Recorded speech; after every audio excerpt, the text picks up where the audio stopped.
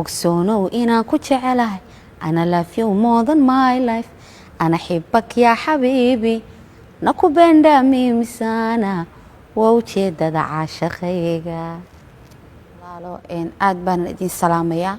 bahda BBC waan idinka gudoomay mahadcelintiina taariikh nololeedkayga markaan kaaga sheekeeyo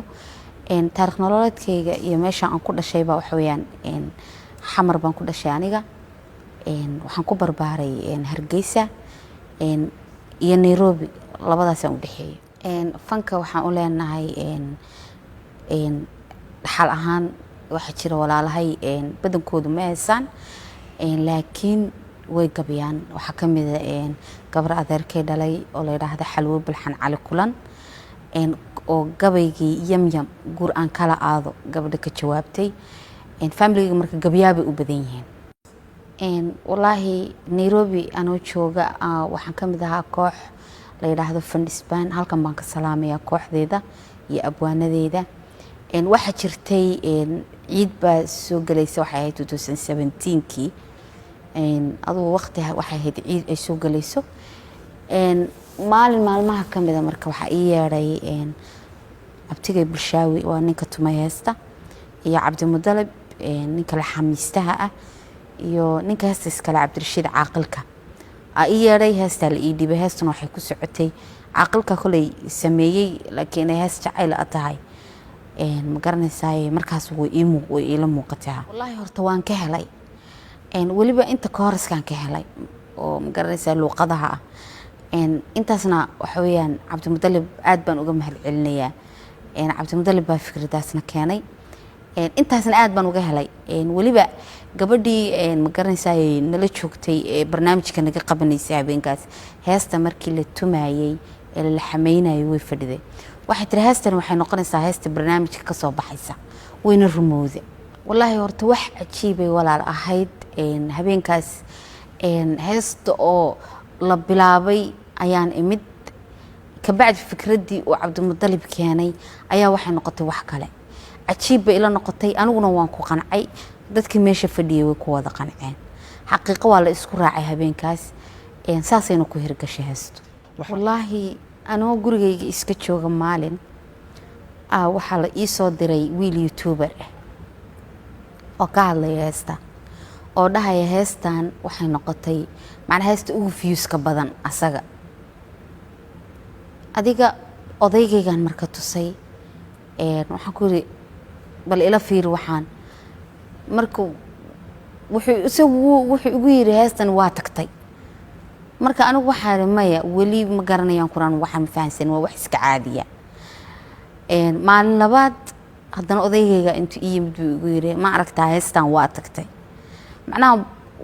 waxay ugu noqotay ma garanaysaa wax oo ma garanaysaa sabray maxaan ku sheegaa macnaha offside waxaan fahmi waayo macnaha waxa ila noqotay sabrayso macnaha riya amal ma fahanti wixii markay kugu noqdaan kadisoo kale filan waa amal ay ugu noqotay nimcadeydun baan ahaa odayga wuxuu isku dayay wax badan inuu iga dhaadhiciyo uu ifahansiyo uu ii sheegay heestan way tagtay san way may waxaan dhahay caadi waayo wax dadku ku ciyaaraan le waaye way iska caadi masuulada maya waxaan sugaynaa in lagu soo dalbado macnaha waxaan hadda soo socday waxaan hadda dhacay iyo kambaniyashan iyo waxaan odayga wuxuu ifahansiyay inay dad isoo dalbanayaan kambani imaan doono wax badan ma garanaysaa marka wallahi hadda waxaan dareemayaa happy waxaan ahay macnaha nimcadii hore ma garanaysaa waa waxba iga bedelan hadda horta happy waxa la yiraahdaa ani gabadha iga yar da'da iga yar baa la yiraahdaa waxa ii bixiyay laakiin magacan waxa ii bixiyay kooxdii aniga aan ka tirsanaa kooxdeedii Fundisbaan ayaa ii bixisay happy waliba waxaan ku walaashay baa la yiraahdaa magacaas iga joojiya marka magaciisa buu igu baxay faan way yarayd wax oo ma garanaysaa luqado kala duwan isku daro iyo Soomaaliya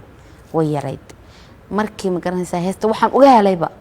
macnaha markaan ka helayba waxaan dareemay inay ma garanaysaa ka duwan tahay heesaheena saasaan ku jeclaaday ma fahanti aan u qaata والله aad baan ugu farxaa markaan daawanayo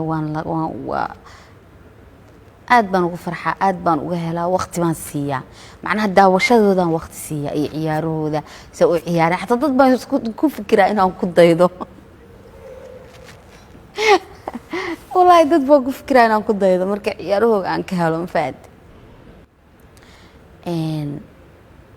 macnaha